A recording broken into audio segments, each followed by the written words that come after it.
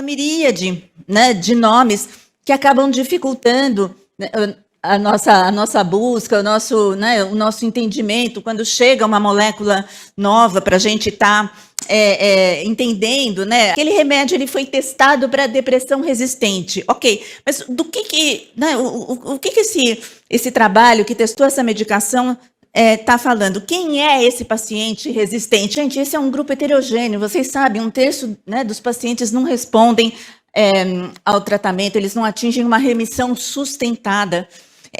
Esses pacientes eles vivenciam um sofrimento muito grande, e né, eu acho que a pergunta que a gente tem que ter em mente é sempre como que eu vou evitar o sofrimento desse paciente, o que a gente tem que fazer para não começar um número infinito de ensaios que não vão dar certo. Vocês sabem que cada antidepressivo que a gente dá, a resposta é pior, né? A cada tentativa, a resposta vai piorando. Vocês, né, lembram do Stardi, tranilcipromina, né, um imal incrível, né, com uma performance pífia, porque foi dado já como 4ª tentativa. Então, a gente não pode abordar apenas a questão da remissão dos sintomas. Eu acho que essa é a grande mensagem, né, a primeira take-home message que a gente tem para hoje. Como que a gente define depressão resistente? Tá? Ela é definida pelo número de tratamentos fracassados que a gente tem. E são pelo menos 2 tratamentos, embora a gente vai ver um tratamento fracassado, já configura uma resistência ao tratamento pelo critério do Taze e do Rush. Mas a gente tem muitas perguntas, né? O que vai definir um teste fracassado? O que é falta de resposta? E o que é falta de remissão? Né? Resposta 50% de melhora, remissão 70%, ou um score pré-determinado na escala que está sendo usada. O que é um teste adequado? Né? Porque é isso, não responder a pelo menos 2 tratamentos adequados e durante um tempo adequado. A gente não sabe, né, exatamente o que isso significa. E aqueles pacientes que melhoram, mas que não permanecem melhor, que recaem, né? O que a gente tem para dizer disso? Ele melhorou, ele né, se tratou, entrou com a medicação, ele melhorou, mas aí ele não consegue permanecer, né, manter essa melhora. E aqueles que não toleram? Como é que é uma medicação? A gente vai chamar esse teste de um teste que fracassou e vai ter, então, né, vai entrar no nosso ranking, né, das medicações que não deram certo ou não? Né? Então, são coisas que a gente ainda não tem respondidas, mas são questões do nosso dia a dia que eu acho que a gente tem tentado, né, a gente tem visto mais publicações avançando por esse caminho. Coloquei aqui 2 modelos que eu gosto de estadiamento, o clássico dos clássicos, né? Estadiamento do Taze Rush, ele já considera, né, falhar um antidepressivo de primeira linha em dose e tempo adequado, seja lá o que for isso, né? Vocês sabem que dose, né, dose máxima, mas dose máxima de inibidor seletivo não faz sentido, né? Porque você tem ocupação de receptor antes da dose máxima, enfim. E falha 2 tratamentos, falha a 3 tratamentos e a tricíclico, a IMAL, a ECT. Eu gosto bastante, foi esse trabalho que a gente usou no nosso estudo com ketamina, onde o Mosley, né, o Staging Method, ele traz muito mais informações para a gente. Ele pergunta se esse paciente, quanto tempo ele está deprimido, a severidade dos sintomas, quantos antidepressivos ele já usou. Foi feita a potencialização de alguma forma, com outras, né, com outras medicações, foi feito ECT para ele. Isso, né, você tem uma pontuação e você vai ter, então, uma resistência leve, moderada ou grave, a depender da soma desses fatores. Então, eu gosto bastante dessa classificação porque ela dá mais informações para a gente. Por exemplo, no nosso grupo, que eu vou mostrar os resultados para vocês, a gente tinha um nível de resistência grave, né? A média dos nossos pacientes foi 11, que é um nível de resistência grave. Mas, gente, isso tudo que eu falei até aqui diz respeito só à fotografia. É o tratamento agudo, tá? São dados que dizem respeito ao que acontece no tratamento agudo daquela depressão que não responde ao tratamento. E aí eu acho que vem essa proposta muito interessante, né, que é a depressão difícil de tratar, né, que eu acho que ela busca respostas mais adequadas do que a gente tem até hoje, com a depressão resistente, que vê apenas a melhora sintomática, tá? Mas é lógico, são ainda muito, né, são imperfeitas, a gente tem ainda, está respondendo perguntas muito difíceis. Se eu fosse falar em linhas gerais, quando vocês forem, né, procurar uma informação sobre uma medicação, vocês não devem procurar sobre medicação resistente e aquela droga, porque aquela droga, né, aquele medicamento foi testado para em relação à diminuição de sintomas na fase aguda. Agora, eu recomendo muito, mas muito mesmo, que vocês, né, leiam esse paper da McAllister Williams, onde ela sugere o passo a passo, tá, do tratamento da depressão de difícil tratamento, que é muito mais abrangente, tá? Ela é uma perspectiva integrativa, tá? E ela, que eles orientam, né? Que a cada passo do tratamento você revise e reavalie a sua conduta. E qual que é o alvo básico? Claro, nós vamos tentar controle de sintomas, mas a gente vai atrás de funcionalidade, de funcionamento psicossocial. Sem isso, não tem remissão sintomática, vocês sabem. Quer dizer, você pode até ter a remissão sintomática, mas você não vai chegar, você não vai devolver o indivíduo para a vida dele. Então, eu acho que essa é a diferença desse conceito, tá? Ele abraça, tá?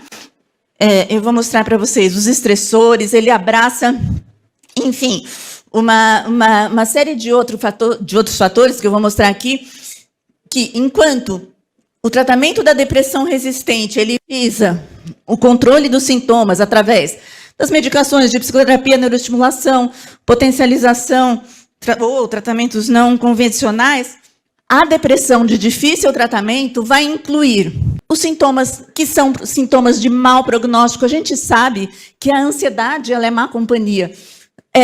Nós vamos atrás da qualidade de vida. Se esse paciente tem fadiga, sono, se ele tem comprometimento cognitivo, as comorbidades clínicas e psiquiátricas que atrasam a resposta ao tratamento, que impedem que esse paciente, né, tenha uma resposta melhor, a gente vai também tentar combater as iatrogenias que podem, né, estar presentes. E fundamental, eu acho que é aqui que esse conceito de depressão de difícil tratamento faz diferença, que é você incluir questões de estilo de vida e de empoderamento do paciente. Então, a gente vai discutir sono, dieta, atividade física, mindfulness, né, uma ferramenta muito, muito, muito importante para manejo de estresse, as mudanças na vida pessoal, na vida ocupacional, ativação comportamental, de muita utilidade, a reinserção em atividades comunitárias, o registro de sintomas online, o mesmo Rush do Stadi, do critério do Taze e do Rush, eles abraçaram, né, essa questão da depressão de difícil tratamento, e eles propõem uma série de aspectos para você definir melhor, né, para você customizar, para você personalizar esse diagnóstico de depressão de difícil tratamento e, ao mesmo tempo, tentar formar subgrupos, né? A gente precisa, né, formar um grupo um pouquinho menos heterogêneo do que a gente tem hoje.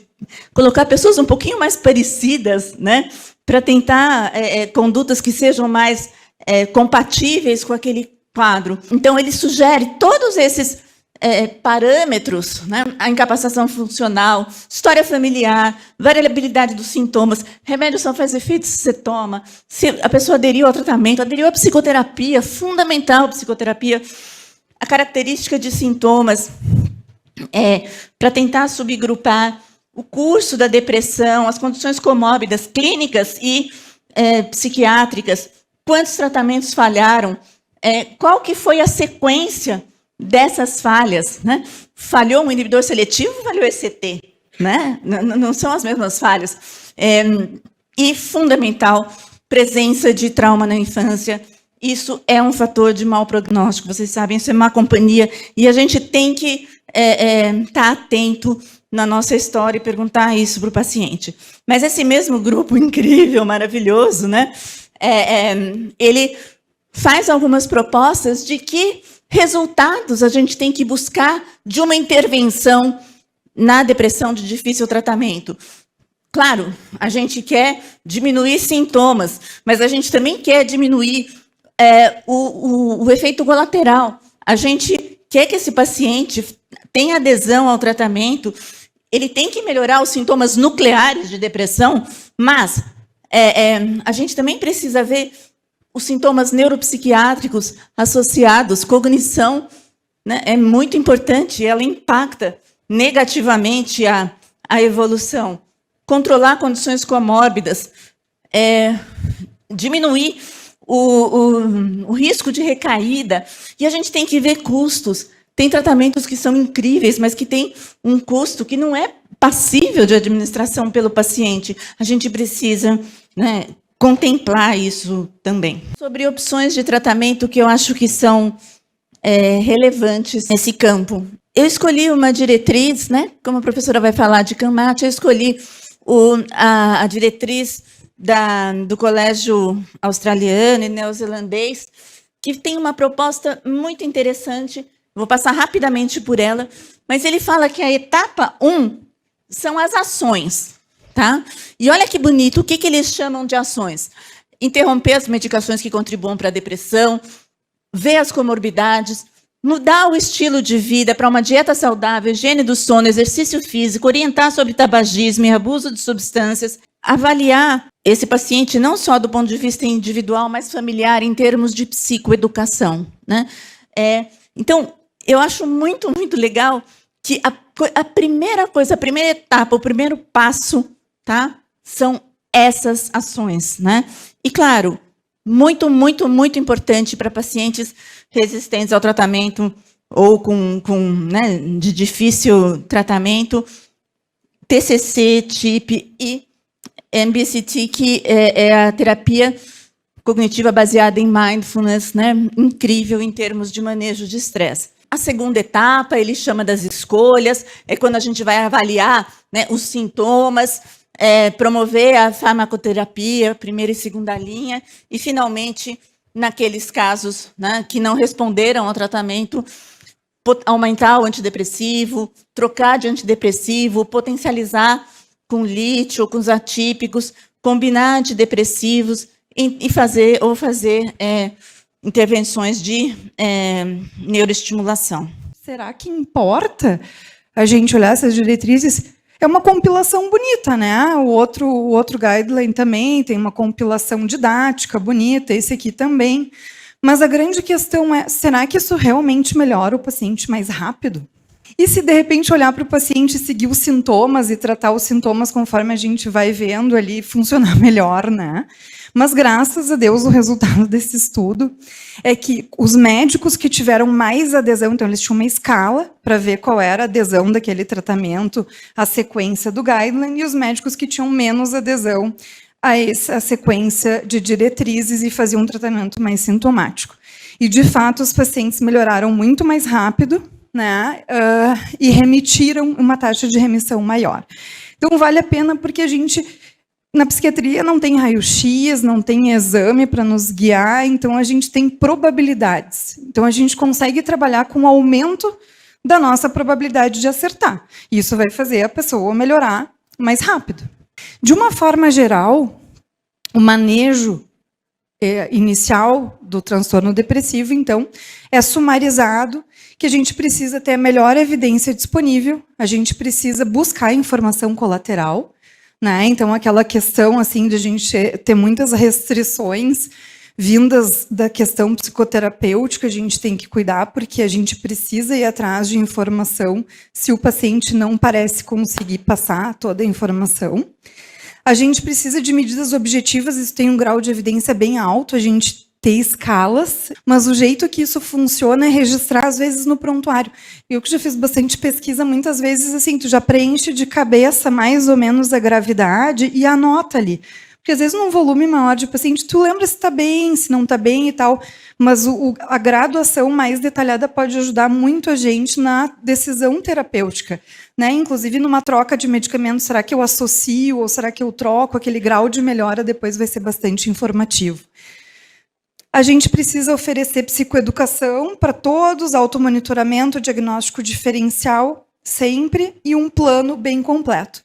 E aí vocês vão ver que esse CAMAT, essa atualização, especialmente que saiu agora, é de 2023, mas foi publicado esse ano, fala muito no plano completo, né? Porque as evidências não farmacológicas também ganharam muito peso recentemente. Bom, iniciou o tratamento, vamos ao ponto, eficácia dos tratamentos, que é a proposta do guideline é principalmente isso. Guiar de uma forma hierárquica para que vocês possam escolher com algum embasamento diante dos pacientes de vocês. E aí eu entro na questão da intervenção de estilo de vida, tá? E uma das grandes questões de abordagem, de atualização desse guideline, é colocar dentro do nível de evidência também a questão da tolerabilidade. Então, muitas das intervenções de estilo de vida têm essa grande vantagem, tem uma tolerabilidade muito boa. Então, elas sobem também de importância dentro do plano terapêutico do paciente, porque tem evidência de eficácia e, ao mesmo tempo, essa evidência de eficácia tem pouco efeito colateral, tá? Uma coisa interessante que eles colocam também ao longo de todo o guideline é a classificação de depressão leve, moderada e severa. Tá? Vocês vão ver depois nos outros passos que vai quase todo o tempo se dividir assim. Porque, de fato, as opções terapêuticas são bem diferentes. Né? Eu posso testar, por exemplo, intervenções de estilo de vida numa depressão leve, talvez moderada, leve a moderada, mas eu não posso, numa depressão severa, ficar esperando, por exemplo, o efeito de uma intervenção de estilo de vida, eu vou ter que agir com mais prontidão. Então, isso faz diferença. Uma coisa que me chamou a atenção é que exercício supervisionado é superior a exercício adjuntivo sem ser supervisionado. A gente sabe de grande parte dos personals, etc. Por que é isso? Assim, eu achei interessante que tinha evidência, porque o pessoal tem produzido bastante coisa na área de exercício. A pessoa está deprimida, é claro que vai funcionar melhor no início com uma supervisão. Isso são coisas, são detalhes que às vezes a gente pode incluir na prescrição. Pode parecer uma coisa óbvia, mas se a gente sabe disso, a gente vai dizer, olha, vai funcionar melhor se tu, pelo menos, por um período que tu está mais deprimido, tu começares essa intervenção com uma supervisão. Então, esse tratamento inicial, a gente vai decidir se a gente vai fazer farmacoterapia ou psicoterapia, ou intervenção de estilo de vida, segundo o CAMAT.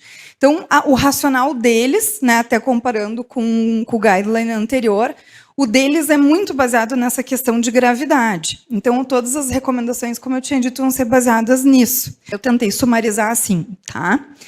A gente tem, na questão do risco leve, a gente pode considerar como primeira escolha, ali, número 1, tanto a psicoterapia quanto a farmacoterapia, e a psicoterapia teria uma ligeira vantagem em relação, obviamente, à tolerabilidade, tá?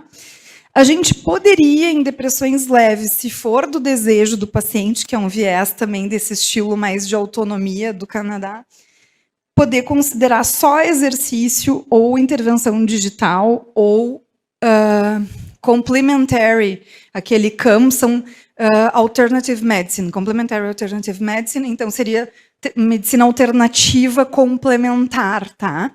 Nesse grupo entra acupuntura e uma série de outras coisas que também é muito interessante, Porque muitas vezes os pacientes vêm com essas propostas e algumas têm evidência. A gente, historicamente, tem uma tendência meio que rechaçar essas coisas, mas às vezes são terapias adjuntivas que podem ter para aquele paciente um benefício significativo. Então, a gente poderia, no leve, fazer uma decisão muito ampla, com várias possibilidades. Quando passa para o moderado, eu já tenho que escolher ou psicoterapia ou farmacologia, porque os outros não têm um grau de evidência suficiente, tá? E deveria considerar ambos, né? Especialmente se está para uma depressão mais moderada, tá? Mas não é, digamos assim, não recomendam que tenha que ser os dois. Mas aí o exercício e essas outras terapias passam a ser adjuntivo. No grave, tem evidência de que eu tenho que fazer as duas coisas juntas. E vocês vejam que aqui eu não tenho mais as outras terapias adjuntivas, inclusive intervenção de estilo de vida. Não é que a gente não vá fazer depois. Quando virar moderado, a gente passa para cá. Mas, num primeiro momento, um paciente muito grave, é lógico que vai ser difícil ele se engajar numa rotina de exercício que ele nunca se engajou, não vai ser naquele momento que eu vou fazer isso. Eu primeiro vou fazer uma intervenção que tem um nível de evidência maior para depois migrar para as outras. E coloco, obviamente, esse ET como uma possibilidade, num alto risco, até de primeira escolha. Tratamento psicológico. Tá? A gente sabe que, na primeira linha, a terapia cognitivo-comportamental é disparado, né? A Luciana já falou, tem um maior número de evidência. Tem uma série de outras terapias da mesma vertente, que também tem bastante evidência. Tem a questão da meditação, que tem ganhado muito espaço por controlar vários sintomas de ansiedade, de depressão. E outros tipos de terapia, inclusive terapia psicodinâmica de longo termo, também tem algum grau de evidência para a gente utilizar. Mas indo ao tratamento farmacológico propriamente dito, só listei os remédios que tem no Brasil, não listei os outros. Mas, basicamente, a gente tem as classes, né, dos antidepressivos, duplos, os serotonérgicos, os noradrenérgicos, dopaminérgicos, e todos eles estão dentro da primeira linha. O principal motivo de escolha continua sendo resposta prévia, resposta, às vezes, familiar, e tolerabilidade, preferência do paciente. Eles enfatizam muito com esse jeito de autonomia a questão colaborativa com o paciente. Se eu tenho tudo isso em primeira linha, talvez eu realmente tenha que discutir mais de uma opção para a pessoa poder pensar junto o que importa. Ela também vai ter uma hierarquia interna, se ganho de peso, sedação, qual vai ser a hierarquia interna do que é mais importante para ela. Então, essa parte colaborativa fica fundamental. Bom, a segunda linha, então, ficam os tricíclicos, trazodona, a quetiapina, como segunda linha, em função da tolerabilidade também, associação e terceira linha, os triplos, né, os monaminérgicos, que seria o Parnat, por exemplo. Uma parte interessante é em relação a algumas características específicas, tá? Então, eles foram atrás de ver assim, bom, será que determinados subtipos de depressão vão responder melhor a alguns tratamentos, né? Então, tem aqueles pacientes que têm ansiedade, que têm uma depressão atípica e melancólica. Na revisão da evidência, não ficou tão claro que algum medicamento se sobressaísse. A gente tinha a questão da bupropiona, ou mais adrenérgico, ou mais dopaminérgico, mas, na realidade, poderia ser qualquer medicamento de primeira linha, desde que bem tolerado pelo paciente. Nas características mistas, também a primeira opção é um antidepressivo de primeira linha, quando é depressão, com características mistas, e foi feito o screening e não tem história de bipolaridade. Tá? E a segunda opção, lurazidona, que tem evidência na depressão com características mistas, mas não tem uma evidência tão robusta. Na psicose, obviamente, eu vou associar um antipsicótico atípico, o atípico pela tolerabilidade, por não ter um bloqueio dopaminérgico tão robusto. Na catatonia, eu tenho que sempre lembrar do benzodiazepínico, e é benzodiazepínico em alta dose, né? Junto com o antidepressivo, eu já inicio os dois juntos. Na disfunção cognitiva, eu vou ter a vortioxetina e a bupropiona também tem evidência para déficit de atenção no adulto, por exemplo. Então, muitas vezes se confunde, daí esses medicamentos acabam meio que funcionando para as duas coisas. Em relação à alteração do sono, a gente sabe que a gomelatina acaba sendo um antidepressivo um pouco mais fraco, embora teoricamente nos estudos mas clinicamente a gente acha, assim, eu pelo menos percebo um efeito um pouco mais ansiolítico e para o sono mesmo, do que exatamente de energia e tudo, desse outro núcleo da depressão. Mas também a gente sabe que teria mirtazapina, quetiapina e trazodona, que seriam os mais sedativos para quem tem uma alteração de sono muito marcante. Sintoma somático, dor, fadiga, a gente sabe que a duloxetina, bupropiona e outros antidepressivos também duplos são melhores para esse grupo de sintomas. E a anedonia, então, a gente teria que, normalmente é mais difícil de tratar, vocês tiveram um excelente simpósio antes, mas, basicamente, os monoaminérgicos entram com mais força e outras coisas, tipo cetamina, que tem uma ação glutamatérgica, né, inclusive dopaminérgica, como metilfenidato, podem ser opções. Em relação à associação, bom, não funcionou as minhas estratégias iniciais, foi feito todo esse plano completo, intervenção de estilo de vida, medicamento. Eu vou partir para a associação. Isso aqui vocês podem depois consultar, está lá no guideline, mas o que é importante? Vocês vejam que, como a Luciana tinha dito, a primeira linha é mudar de estratégia. A primeira linha é não seguir fazendo mais do mesmo, tá? É associar medicamentos com mecanismo de ação diferentes. E depois, então, passa-se para a associação ali da bupropiona, que também é antidepressiva, mas com mecanismo diferente, e outras medicações também com mecanismo diferente do antidepressivo clássico, tá? Então, isso é um raciocínio importante de reforçar, mesmo que já tenha sido dito, de que se a gente troca várias vezes, a gente tem que começar a buscar essas alternativas com outro perfil farmacológico.